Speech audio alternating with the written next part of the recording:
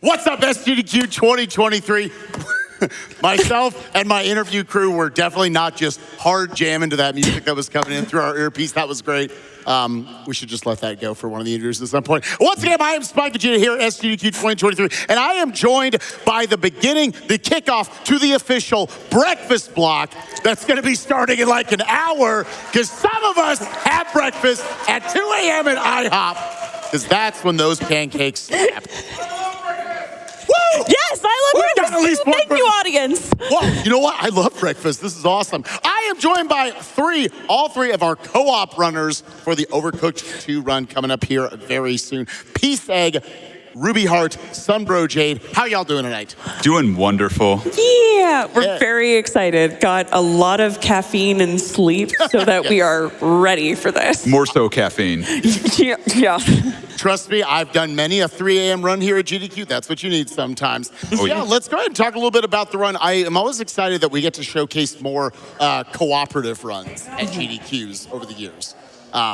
I'm always excited that we get to showcase more cooperative runs here at GDQs, because just everyone's got like a wide range of how much practice they're able to put in, how are they able to fit, your lives together and make this work. How much practice have you all been able to do? So we actually all started running together initially with Phasmophobia last year when Trace and I became friends, and Jade and I have been besties since we started speedrunning Shadow of the Colossus together. Right? So when we pitched the idea of running Overcooked, we kind of just started with Jade and I, and Trace eventually said, yo, if you need someone to wash the dishes, let me join. And then we just kept on practicing because we were having so much fun with it and really got the ball rolling. So we've been speedrunning Overcooked together, I want to say, for like 6 or 7 months now, something like that. Yeah, we've got a lot of practice in. Yeah, it looks like an incredibly fun speedrun. And I wonder obviously, we've got y'all are, out in the attire tonight, showing off, looking super adorbs right now. And I kind of want to know, have all of you taken on maybe a specified role, whether that's within the game or outside the game, of just like, is someone the head chef? Is someone making sure the kitchen's not on fire? Do we have a janitor? What are we doing here? Oh, yeah. So I approach the team entirely with the idea of, like, I'm going to be the one who washes the place because I know my range. I know exactly what I can do. And it's like, look, I can't cook this stuff. I don't know how to take orders. I panic. I freak out a little bit. I'm like, I don't know what to do. But I can wash plates. Yeah. You give me a dirty plate, I can make it clean, I can drop it somewhere, and I can run away. And so that's basically my range. And then from there, we kind of spread out a bit. We learned that Ruby is very good at expediting, calling out orders, and stuff of that nature. And we kind of divided up. I think you kind of do the main starter of every part of the dish, and then Jade will take on like the special ingredients, like when it has a twist on the ingredient, like, oh, it's a cheeseburger, a double cheeseburger. Well, there's no double cheeseburgers, but you know what I mean. Yeah, it's just like we actually have a huge spreadsheet that we use to note exactly what each person's delegated duty is, and then because I'm the person who's always like calling out the orders exactly where they need to be sent, we typically refer to me as the head chef, but also every single person's role is so integral, and you'll hear us constantly in communication with each other, so that if someone is having a hard time with their task, someone else on the team can kind of jump in. So we have our designated tasks, but we also are constantly helping each other fill in those blanks when we need to. Yeah, obviously you come from a theater background. You have that feeling of you're always there to help each other, to make sure that you're able to get to the end destination. Again, I love that we're doing this co-op run here, because watching you all doing practice in the back room, there's a million things to do. There's a million more points of, just min-maxing everywhere, micromanagement you have to do everywhere. What is the hardest part of running this game, do you think?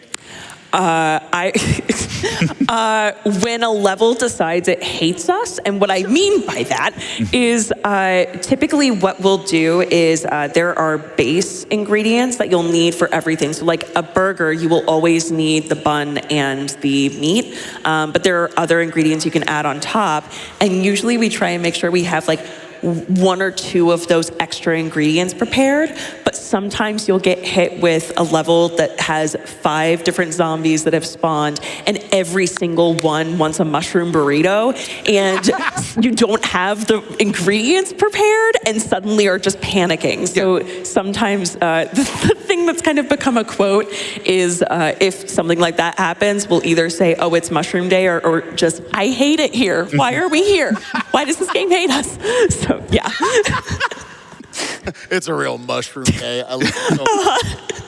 Well, once again, to all of you, Peace Egg, RUBIEHART, Sunbrojade, thank you so much for joining me here. I am so excited for this run of Overcooked 2. Make sure y'all stay up. Again, my 2 a.m. IHoppers, you're gonna love this run, I promise you. And we're gonna have more breakfast block later on with stuff like Ratatouille in the morning. Make sure you wake up early for that. For now, though, I believe we are jumping over to a prize segment. I believe it was, oh, could Stent not make it? Is he asleep?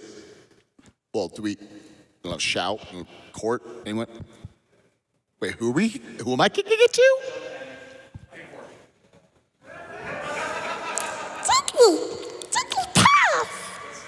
She's so talented.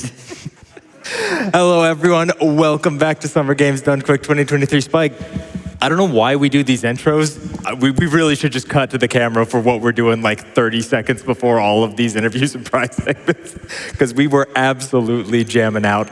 But I am here to tell you all about some of the prizes you can win by donating to SGDQ. Now, real importantly, Hearthstone is actually the last chance to get in your donations for some of the amazing prizes that we've had available today, including this super cool Morning Star replica from the Castlevania anime, sent to us by Eggy Zig, a $25 minimum donation. Seriously, this chain is massive. It doesn't fit on frame. This thing looks absolutely great. Make sure to get your donations in for that, as well as this absolutely lovely piece of artwork sent to us by Minturn Makers of the Castlevania Symphony of the Night Castle, done in this lovely oak wood style. Just absolutely fantastic. Another $25 minimum donation. We've also got a Cult of the Lamb vinyl and plushie sent to us from our friends Massive Monster and Devolver Digital.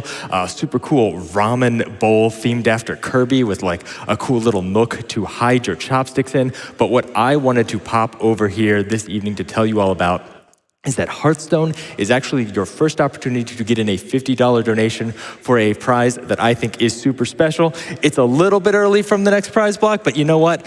I could not let the only card game in the marathon not include the Time Wizard. It's one of the strongest cards in all of Duel Monsters. Or the Plastic Horse.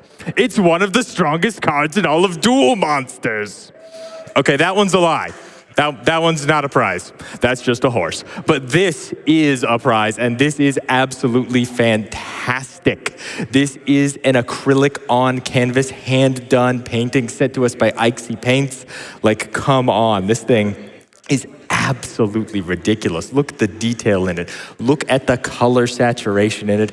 It mimics the card artwork so perfectly. It is a lovely conversational piece for you. $50 minimum donation, basically any time today, but get it in early while you can. Oh, come on, let's get the close up on the canvas there. You can see the brush strokes on it. That is a fantastic, one-of-a-kind handmade piece of art, and it could be yours if you get that $50 donation in. Keep in mind that $50 donation is also putting you towards all three of our amazing grand prizes. We got our Heroic Replicas bundle, including a Goat Simulator trophy, Megaton Hammer, and the Master Shield. We got our incredible Edelgard axe sent to us by Cute Monster Props. I promise the axe itself is not cute. The monster props, very cute though. Thank you so much for sending that out to us. And of course, we got a life-size Ivysaur sent to us out by Pumpkin Plushness.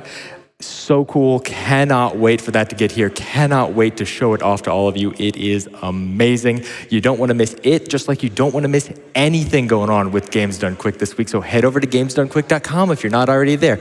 Check out the tracker. It's got all the information that you need about upcoming prizes that you can get by donating, about upcoming incentives that you can put your donations towards because you don't have to donate specifically for the prizes, and of course about all the upcoming speed runs that we've got, like that breakfast block we've got coming up in a little bit, like that Hearthstone run we've got coming up right after this segment. Don't go anywhere. You don't want to miss it. Time Wizard, time magic, away!